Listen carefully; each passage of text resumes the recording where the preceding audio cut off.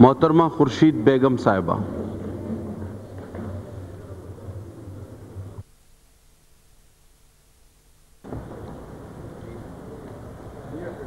بسم اللہ الرحمن الرحیم.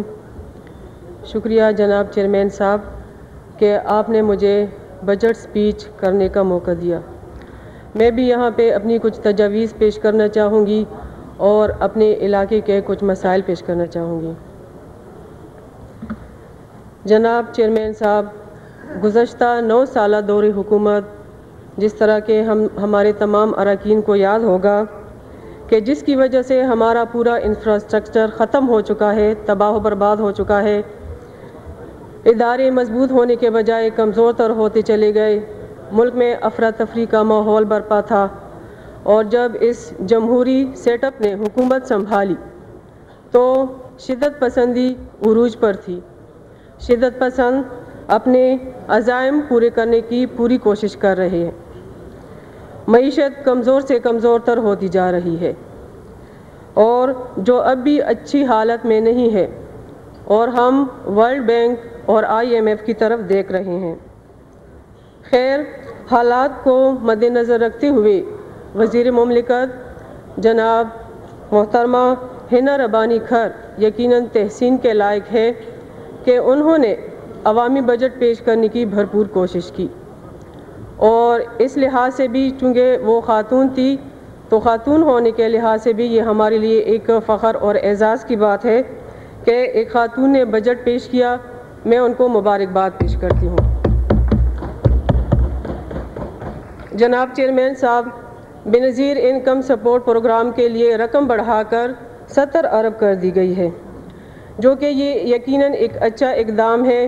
اس سے غریب لوگوں کو بھی فائدہ ہوگا اور یقیناً IDPs کو بھی اس سے فائدہ ہوگا. لیکن میری ایک تجویز ہے یہاں پہ کہ اس میں پاسپورٹ کی جو شرط رکھی گئی ہے اس پہ نظر ثانی کی جائے، کیونکہ جو لوگ پاسپورٹ بنا چکے ہیں، بعض ایسے لوگ بھی ہیں جو پاسپورٹ بنا چکے ہیں ادھر ادھر سے لے دے کے، لیکن انہوں نے بیرون ملک سفر نہیں کیا، تو ان لوگوں کو بھی اس میں شامل کیا جائے جنہوں نے اس پہ بیرون ملک سفر نہیں کیا. اور اس کے علاوہ جو کم از کم پچھلے 5 سالوں سے پاکستان میں موجود ہے اور بے روزگار ہے، ان کو بھی اس میں شامل کیا جائے تاکہ زیادہ سے زیادہ لوگ اس سے مستفید ہو سکے. میری ایک تجویز یہ بھی ہے کہ IDPs کے رہنے کا دورانیہ اگر زیادہ ہے تو چونکہ یہ لوگ ٹھنڈے علاقے کے لوگ ہیں، تو ان کو کاغان، ایبٹ آباد، اس قسم کے ٹھنڈے علاقوں میں اگر ان کے کیمپس جو ہے وہ منتقل کر دیے جائے تو یقیناً ان لوگوں کو بھی کافی سہولت ہوگی اور حکومت کو بھی اس سلسلے میں کافی بہتر نتائج برآمد ہوں گے. مزید یہ کہ IDPs کی مد میں آنے والی جتنی امداد آ رہی ہے، صوبہ پختونخوا کو مکمل وہ امداد دی جائے تاکہ وہ صوبہ بہتر طریقے سے اس کو IDPs تک پہنچایا جا سکے.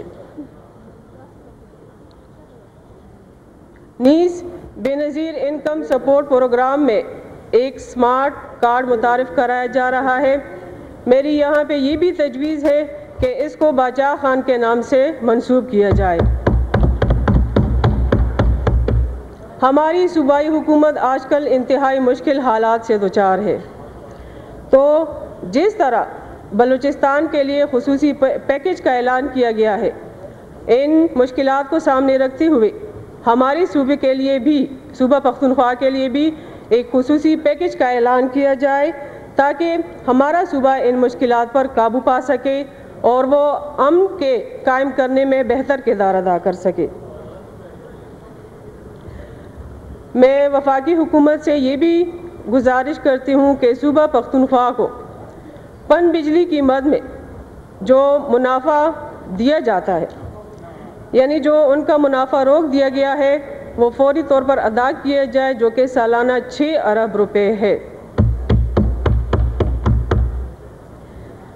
بہترین اور پائیدار امن کے حصول کے لیے تمام صوبوں کو مکمل خود مختاری دی جائے تاکہ صوبے اپنا اختیار استعمال کر کے امن کے حصول کے لیے مناسب اقدامات کر سکے. اور جہاں پہ آپریشن شروع ہے تو اس کو تیز کیا جائے تاکہ یہ لوگ جو آئی ڈی پیز ہے یہ باعزت طریقے سے اپنے گھروں کو جا سکے، وہ علاقے کلیئر ہو سکے اور یہ لوگ باعزت طریقے سے اپنے گھروں کو جا سکے۔ بجٹ میں صوبہ پختونخوا کے جنوبی اضلاع کے لیے کوئی خاص پروگرام نہیں رکھے گئے، جس سے وہاں کے عوام میں بے چینی پائی جاتی ہے۔ میری یہ گزارش ہے کہ ان جنوبی اضلاع کے لیے ایک خصوصی پیکج کا اعلان کیا جائے تاکہ وہاں کے مایوس عوام جو ہے ان کی مایوسی میں کمی ہو سکے۔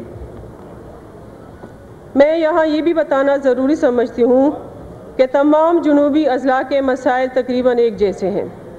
پانی کے مسائل، بجلی، گیس اور صحت کے مسائل ہیں۔ صحت کے مسائل کے حوالے سے میں یہاں اپنے ضلع کوہاٹ کا ذکر کرنا چاہوں گی کہ یہاں پر صرف ایک ہی ہسپتال ہے، لیاقت علی خان میموریل ہاسپٹل، جو کہ 1958 میں بنا تھا۔ 40 بیڈ پر یہ مشتمل ہے اور ابھی بھی وہ ہسپتال کام کر رہا ہے، اور آج کل اس پر پریشر بہت زیادہ بڑھ گیا ہے آئی ڈی پیز کے حوالے سے بھی۔ اور اس کے علاوہ یہاں پہ ٹل، پاڑا چنار، ہنگو، کرک، ٹانگ اور ڈیرہ اسماعیل خان کے مریض تقریباً اسی ہسپتال کا رخ کرتے ہیں، کیونکہ پشاور کوہاٹ روڈ ہمیشہ تقریباً بند رہتی ہے۔ لہٰذا میری یہ گزارش ہے کہ اس ہسپتال کو جدید ملٹی سٹوری ہسپتال میں تبدیل کیا جائے، پرانے ایل ایم ایچ کو گرا کر نئے سرے سے ایک جدید ہسپتال تعمیر کرنے کے لیے فنڈ مختص کیے جائیں۔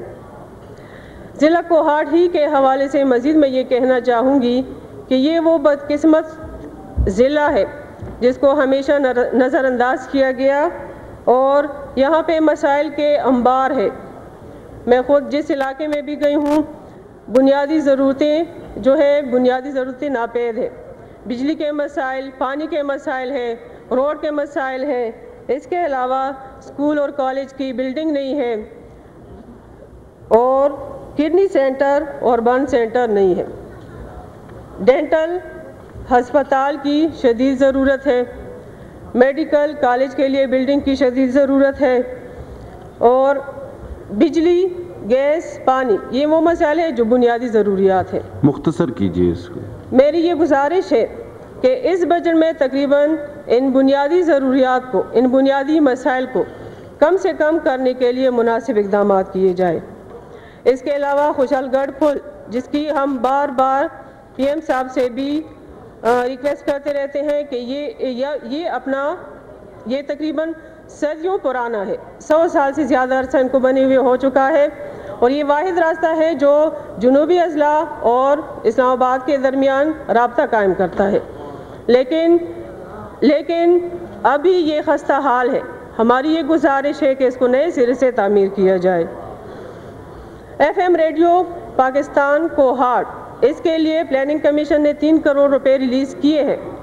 اب اس کی بلڈنگ کے لیے گزارش ہے کہ اس کی بلڈنگ پہ مناسب توجہ دی جائے اور جلد از جلد اس کا آغاز کیا جائے، کیونکہ اب یہ ریڈیو پاکستان کوہاٹ جو ہے وہ ایک کرائے کے بلڈنگ میں ہے، اور ان کی مدت میعاد نومبر تک ختم ہو جائے گی۔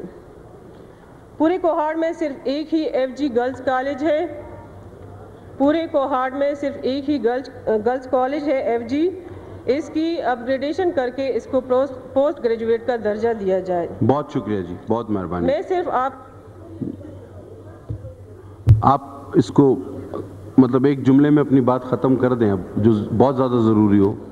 یہ ایسے مسائل ہیں جن کا ہم بار بار ذکر کرتے رہتے ہیں، صرف 1 منٹ چاہوں گی تاکہ میں اپنی وائنڈ اپ اس سے کوئی انکار نہیں کہ تمام اہم مسائل ہیں، لیکن وقت کی کمی آپ کو ملحوظ خاطر رکھنی ہوگی۔ آپ کی بڑی مہربانی ہوگی اگر 1 منٹ دے دیں۔ آپ 1 منٹ میں کنکلوڈ کر لیں۔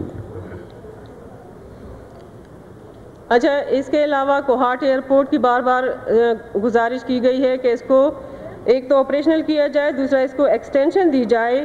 کوہاٹ کی خواتین صرف اس وجہ سے پیچھے رہ جاتی ہے تعلیم کے حوالے سے کیونکہ پردہ دار خواتین ہیں، اور وہاں پہ women order on the house please, front rows.